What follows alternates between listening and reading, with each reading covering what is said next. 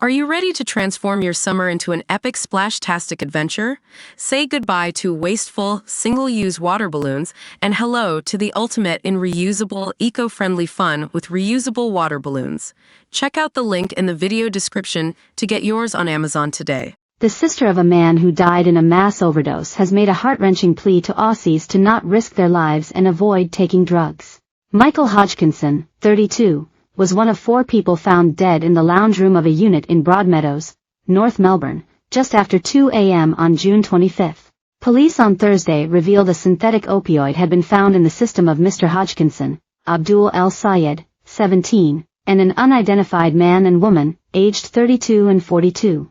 The Department of Health released a warning this week about cocaine in Melbourne being sold laced with the synthetic opioid protonidazine, which is 100 times more potent than heroin. Its strength and sedative effects can lead to respiratory depression, shallow breathing, or to an overdose, especially when paired with other drugs or alcohol.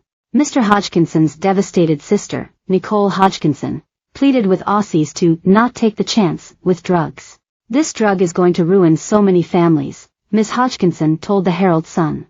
"Be aware of what you are putting in your body because, at the end of the day, it is your family who is going to suffer the consequences." Ms. Hodgkinson said her family will forever carry the pain of her brother's death as they never got to say goodbye. She remembered her brother as a good man who would try and make you laugh, no matter what he was dealing with in his own life. "Our family will never be the same. Michael was a great person who sadly made a bad choice," Ms. Hodgkinson said. The plasterer was the eldest of 6 siblings and an uncle to 5 nephews and nieces.